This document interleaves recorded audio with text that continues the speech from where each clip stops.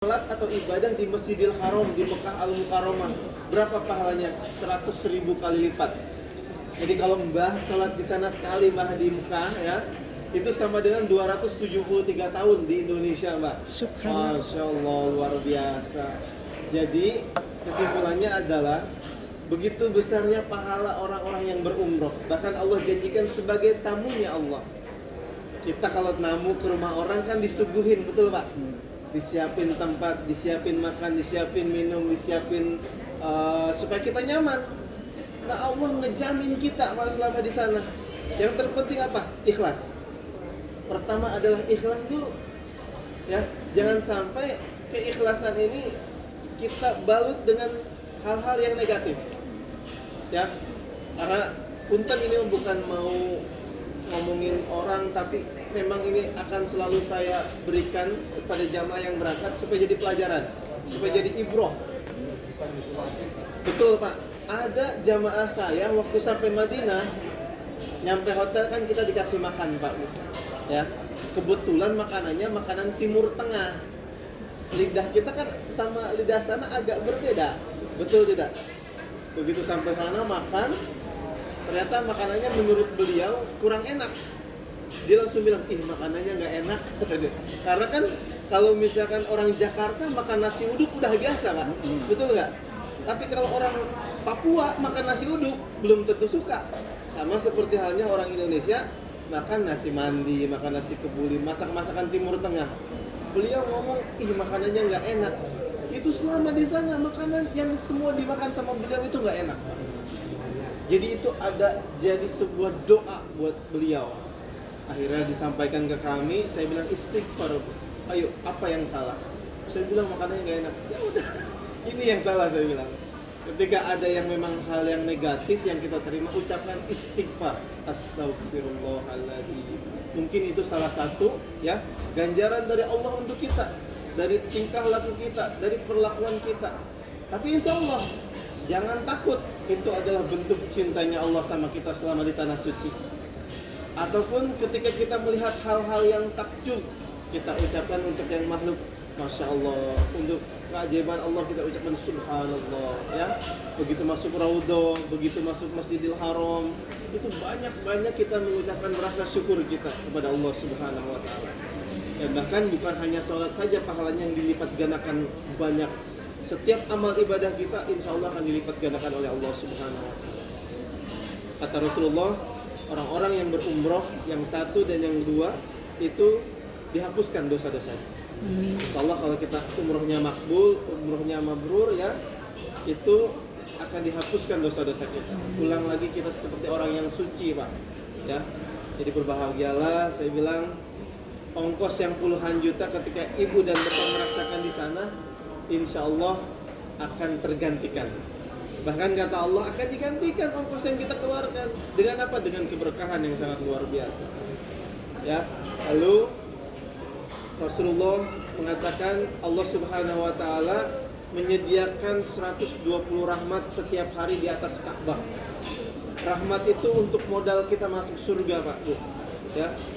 Kalau rasa-rasanya ibadah kita yang saat ini masih jauh dari kata sempurna ya Mbak ya. Lagi sholat, Allahu Akbar, tukang paket datang, paket, akhirnya buyar ya. Mikirin paket kita, tiba-tiba token listrik bunyi, akhirnya kan buyar ya. Tapi kata Allah, Allah menyediakan 120 rahmat untuk siapa? Yang pertama 40 rahmat untuk orang yang sholat di depan Ka'bah. Yang kedua untuk orang-orang yang tawaf 60 rahmat. Dan yang terakhir 20 rahmat untuk orang-orang yang memandang Ka'bah. Makanya kalau di sholat di sana Pak Bu ya, begitu takbiratul ihram, lihatnya jangan ke tempat sujud, tapi yang lihat ke Ka'bah. Kalau kita di Masjidil Haram ya, karena pahalanya double. Ada pahala sholat, ada pahala melihat Ka'bah. Setelah sholat nanti kita tawaf. Pokoknya rutin aja, setiap habis sholat tawaf minimal 7 kali, selesai zikiran lagi, maksimalilah. Nanti insya Allah akan dibimbing oleh Ustadz Sohaib Arifin. Beliau sahabat saya ya, udah beberapa kali memperjalankan jamaahnya, alhamdulillah ya.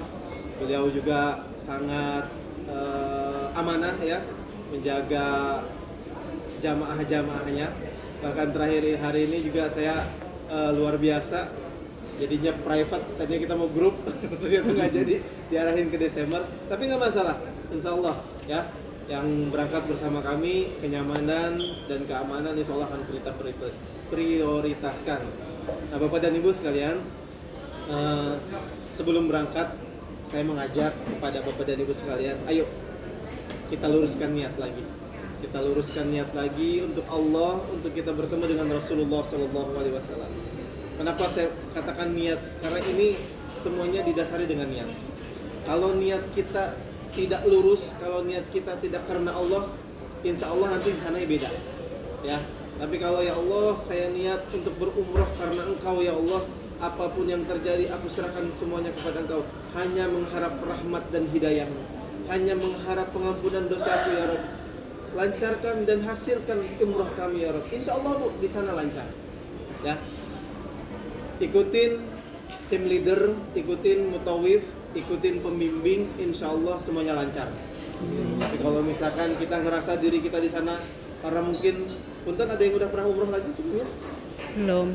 Baru semua Pak? Nah, alhamdulillah ini berarti menjadi pengalaman yang pertama ya, insya Allah akan menjadi pengalaman yang terbaik dalam hidup kita. Makanya maksimalkan, bisa jadi mungkin ini pengalaman pertama dan terakhir kita Bu di sana ya. Jadi maksimalkan ibadah kita, waktunya kita ke masjid, kita ke masjid, waktunya kita makan, nikmatin aja di sana. Ya, waktunya belanja, ada belanja nanti di sana. Ya, kemarin Ustadz Arifin telepon saya, ada kurma enggak? Ada oleh-oleh umroh enggak? Ada, kita siapin. Ya, jadi kalau misalkan nanti seumpama di sana berat belinya, karena harganya juga beda, ya, nggak apa-apa, pesan di sini nanti begitu pulang ke Wonosobo tinggal dibawa aja. Nanti tinggal konfirmasi ke Ustadz Arifin ya. Sebelum berangkat ada yang mau bertanya Bapak dan Ibu sekalian? Silakan. Ada. Mau tanya Pak? Monggo, nanya apa aja, ayo. Saya tadinya mau berangkat tapi akhirnya udah Ustadz Arifin yang berangkat. Misalnya kalau akan wujud Hajar Aswad, ya, oke. caranya gimana? Baik. Bapak dan Ibu, memang setiap orang yang umroh dan haji ingin sekali mencium Hajar Aswad. Betul nggak? Hajar Aswad adalah batu suci dari surga yang kalau kita bisa menciumnya rontok semua dosa-dosa kita dan kita insya Allah masuk surga dan semua doa-doa kita dikabulkan oleh Allah Subhanahu Wa Taala. Namun perlu diketahui, resiko kita mencium Hajar Aswad adalah nyawa kita Pak. Dulu teratur ya, sekarang orang sekuat-kuatnya, sebisa-bisanya, semaksa-maksanya itu pasti berebut dan nggak satu orang dua orang yang saya lihat pernah meninggal di sana. Jadi memang sudah lillah, kalaupun memang mau nyium Hajar Aswad, kita harus sudah niat ya Allah, saya mau niat nyium Hajar Aswad, apapun yang terjadi hamba ikhlas. Walaupun nanti kita sampai meninggal ya, amit-amit sih jangan. Seumpama bisa, nanti minta tolong Ustadz Arifin ya, Pak Ustadz tolong bimbing kita buat cium Hajar Aswad. Boleh, silakan. Tapi kalau seumpama keadaannya tidak memungkinkan ya, jangan. Lebih madorot itu. Saya lebih menyarankan untuk mencium Ka'bah saja. Sama Bu, Pak. Ya, kita mencium Hajar Aswad dan beristilam ketika kita berumroh sama, kita menyentuh. Rukunnya sama, ya. Jadi ketika kita umroh, setiap putarannya kita istilam dulu. Bismillahirrahmanirrahim, kita cium. Bismillahirrahmanirrahim. Itu sama dengan kita mencium Hajar Aswad, ya. Tapi memang kan rasanya beda kalau mencium langsung di depan muka kita, betul nggak? Nah itu kalau memang seumpama nanti keadaannya memungkinkan, silakan cium Hajar Aswad Pak. Tapi kalau tidak memungkinkan, usahakan mencium Ka'bah, sama itu juga ya. Nanti insya Allah pasti akan diarahkan sama Ustadz Arifin. Bahkan saya pun selalu mengarahkan jamaah, ayo cium Ka'bah. Kalau mau pas waktu duha, jadi jamaah lagi pada ke hotel sarapan itu agak lenggang, jadi boleh tuh pada cium Hajar Aswad dulu ya. Apalagi Pak, Bu mau nanya? Ya. Tunggu. Udah mana sih? Oke, saya sedikit memberikan bukan ilmu ya, sharing aja ini Pak ya. Jadi rukun umroh itu ada 5 Pak. Ya, rukun umroh itu ada 5. Yang pertama kita niat. Apa itu niat? Kita mengambil mikot di tempat yang sudah disediakan oleh Allah Subhanahu wa taala. Yang pertama ada di Bir Ali, Tan'im, Masjid Aisyah. Terus kalau misalkan kita masih di pesawat itu di Yalamlam ya. Tapi biasanya kita kalau sekarang kan kita ke Madinah dulu. 4 hari Madinah, 6 hari Mekah, 2 hari perjalanan jadi 12 hari. Nanti akan ngambil mikot di Bir Ali dan Masjid Aisyah Tan'im. Yang pertama harus kita hafalkan adalah niat umroh. Bagaimana niatnya? Bismillahirrahmanirrahim. Nawaitu umrotan wa ahramtu biha lillahi ta'ala.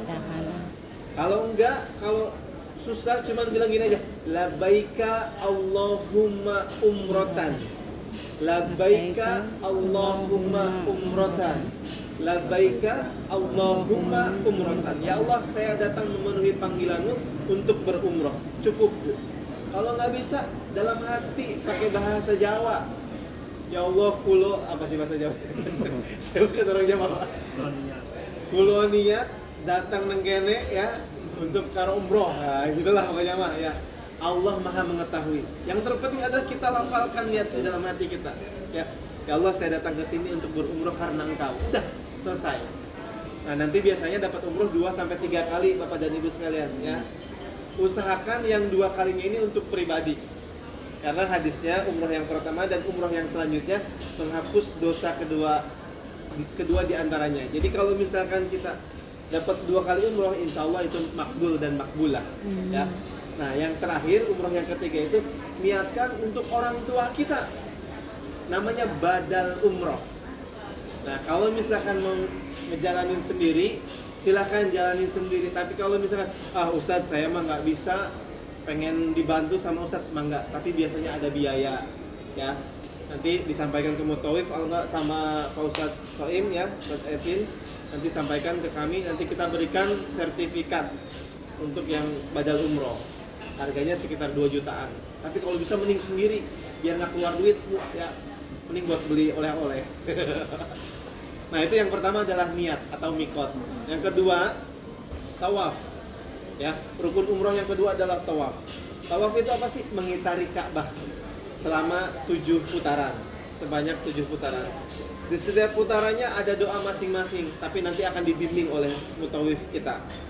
Yang perlu diketahui ya, doa yang dianjurkan oleh Rasulullah hanya 2 ketika tawaf. Yang pertama dari Hajar Aswad, dimulainya tawaf itu dari Hajar Aswad ya Bu ya. Sebelah kanan kita ada lampu hijau, sebelah kiri kita ada batu Hajar Aswad. Mulailah di situ niat kita. Bismillahirrahmanirrahim, berarti tawaf kita dimulai. Itu bacanya adalah Subhanallah walhamdulillah wala ilaha illallah wallahu akbar sampai di Maqam Ibrahim, selesai. Dari Maqam Ibrahim sampai Rukun Yamani. Rukun Yamani itu sudut sebelum Hajar Aswad. Kan Ka'bah kotak ya Bu ya. Rukun Yamani, Rukun Hajar Aswad, Rukun Iraki, Rukun Syam'i. Nah, dari Rukun Hajar Aswad sampai Maqam Ibrahim bacanya Subhanallah walhamdulillah wala ilaha illallah wallahu akbar. Dari situ sampai Rukun Yamani sebelum Hajar Aswad baca apa aja Bu ya. Rabbi habli minas salihin, Allahumma inna nas'aluka ridhaka wal jannah wa na'udzubika min sakhatika wan nar. Apa aja doanya. Kalau nggak bisa, minta sama Allah pakai bahasa kita. Ya Allah, sehatkan anak hamba, terus lancarkan usahanya, perbaiki rumah tangga kita, berikan keturunan untuk keturunan kami. Yang kayak gitu-gitu silakan. Dari Rukun Yamani sampai Rukun Hajar Aswad bacanya doa sapu jagat. Gimana, Mbah? Rabbana atina fid dunya hasanah wa fil akhirati hasanah wa qina azabannar. Ditambahin wa adkhilna jannata ma'al abrar. Ya Aziz, ya Ghaffar, ya Rabbal alamin. Selesai. Sampai 7 kali putaran berarti tawaf kita selesai. Rukun umroh kedua berarti udah selesai nih. Setelah tawaf biasanya kita disuruh sholat sunnah tawaf. Cari tempat yang agak adem karena sekarang masih cukup panas Pak musim di sana. Begitu masuk November Desember itu udah dingin. Ya.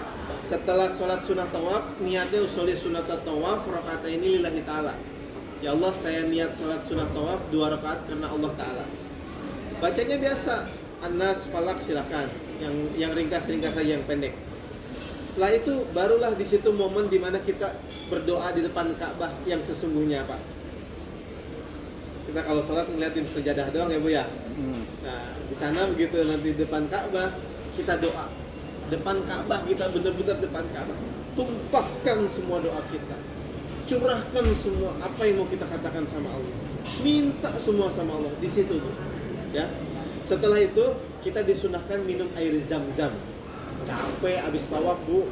Satu tawaf itu 375 meter saya hitung Pak. Sekitar segitu. Jadi kurang lebih hampir 3,5 kilo kita jalan untuk tawaf aja. Sa'i sama hampir 4 kilo. Jadi total hampir 8 kilo kita jalan Bu untuk dalam satu kali umroh. Bisa dibayangkan 8 km ya. Ya, itu kalau umroh itu sekitar 2 jam habisnya. Setelah selesai tawaf, kita melaksanakan sa'i. Sa'i itu dari Shafah ke Marwah. Apa kisahnya sa'i? Sa'i dulu Siti Hajar ya bersama Nabiullah Ismail alaihissalam sedang menyusui Nabi Ismail Pak. Cuman asinya nggak keluar. Akhirnya Nabi Ismail saking kehausannya menangis. Akhirnya Siti Hajar tuh lari-lari kecil antara Shafah dan Marwah, bolak-balik cari mata air. Akhirnya dapat. Maka diabadikan sebagai orang-orang yang melaksanakan sa'i. Nama tempat sa'i disebut Mis'a ya. Jadi nanti doanya juga sama ada. Begitu sampai di Bukit Safa ada doa Inna Safa wal Marwata min syairillah. Ya, itu nanti dihafalkan. Kalau nggak apa, ada mutawif, tinggal ngikutin aja. Namanya orang sholat pasti ada imam kalau di masjid ya. Jadi nanti kita ngikutin imam bersujud, kita sujud. Imam ruku, kita ruku. Sama seperti umroh pun. Kalau kata imam suruh begini, kita ikutin aja. Insya Allah kalau sami'na wa atona, insya Allah sama pahalanya. Ya. Setelah sa'i, yang keempat rukun umrohnya yaitu tahalul. Apa itu tahalul? Apa Mbah? Tahalul.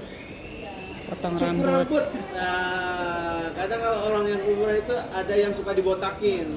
Tapi saran saya, umroh yang pertama dan umroh yang kedua jangan dibotakin dulu, Tad, ya. Cukup digunting saja, depan belakang, kiri kanan. Bacanya Bismillahirrahmanirrahim, gunting. Nah, semakin banyak rambut yang kita gunting akan menjadi cahaya di alam kubur nanti. Ya. Tapi nanti ketika terakhir, monggo tak botakin gundul enang, monggo, silakan. Ya. Pas mau pulang. Jadi pulang-pulang kan botak. Jadi ganteng lagi nanti, Pak. Nah, terakhir rukun umrah yang kelima adalah tartib. Apa itu tartib? Berurutan. Kalau kita habis mikot atau niat, jangan langsung sa'i, tapi tawaf dulu. Kalau kita dari tawaf, jangan langsung tahalul, tapi sa'i dulu. Jadi berurutan, ya. Pertama mikot, niat, yang kedua tawaf, yang ketiga sa'i, yang keempat tahalul, yang kelima tartib. Nah, ada yang perlu diperhatikan Bapak dan Ibu sekalian, dan ini sering menjadi masalah. Ini masalah ilmu ya, masalah ilmu, dan nanti akan menjadi dosa kalau kita melakukan hal tersebut. Oke, cukup. Ya udah, nanti sedikit lagi saya sampaikan. Yang pertama, kalau sudah mikot ya, sudah pakai kain ihram, nggak boleh pakai baju yang berjahit. Cukup kain ihram aja. Itu yang pertama. Yang kedua, nggak boleh pakai wangi-wangian, parfum, sabun segala macam nggak boleh. Yang ketiga, nggak boleh cabut-cabut bulu atau cukur-cukur rambut, nggak boleh sampai nanti selesai umrohnya, sampai tahalul. Yang keempat, nggak boleh berantem. Bah di sono kita seluruh penduduk bumi ya, dari negara manapun tumpah ruah di situ. Ada yang suka kesikut, kita nggak boleh marah, kita nggak boleh berantem, nggak boleh berkata kasar. Selanjutnya, suami istri nggak boleh berhubungan. Suami istri kalau dalam umroh Pak, kalau masih umroh. Tapi kalau udah selesai umroh silakan. Terus nggak boleh menikah kalau lagi umroh. Misalkan Mbah ngeliat suami istri, yang sendiri mana? Saya suami istri. Oh, suami istri. Ibu bukan? Bapak bukan? Mbah sendiri? Oh, misalkan si Mbah nih lagi umroh ngeliat wanita cantik. Wujudnya kalau misalkan ya, tiba-tiba ada niat pengen nikah, nggak boleh ya, sampai nanti selesai umrohnya. Terus nggak boleh membunuh, apalagi lewat ngeliat ada semut, cecak atau kecoa sengaja diinjak, nggak boleh. Kalau seumpama itu dilakukan ada dam itu sanksi yang harus dibayar, dan itu nggak boleh nggak. Seumpama itu nggak dibayar akan terbawa ke Indonesia, akan menjadi jariah dosa yang nggak akan pernah putus. Jelas? Nanti di sana akan disampaikan lagi oleh Ustadz Dafa. Itu saja Ibu dan Bapak dari saya, mudah-mudahan bermanfaat. Nanti kalau saya ke Wonosobo, saya sering ke Wonosobo ya. Akui saya sebagai saudara Ibu di sana, insya Allah ya. Mudah-mudahan kita ada waktu lagi, bisa ketemu lagi ya. Nanti kalau ada apa-apa silahkan hubungi Ustadz Arifin untuk disampaikan ke saya ya. Insya Allah mudah-mudahan semuanya lancar, semuanya berkah, semuanya diberikan umrah yang makbul dan makbulah. Amin ya rabbal alamin. Itu saja. Wabillahi taufiq wal hidayah. Assalamualaikum warahmatullahi wabarakatuh. Waalaikumsalam Kita foto dulu.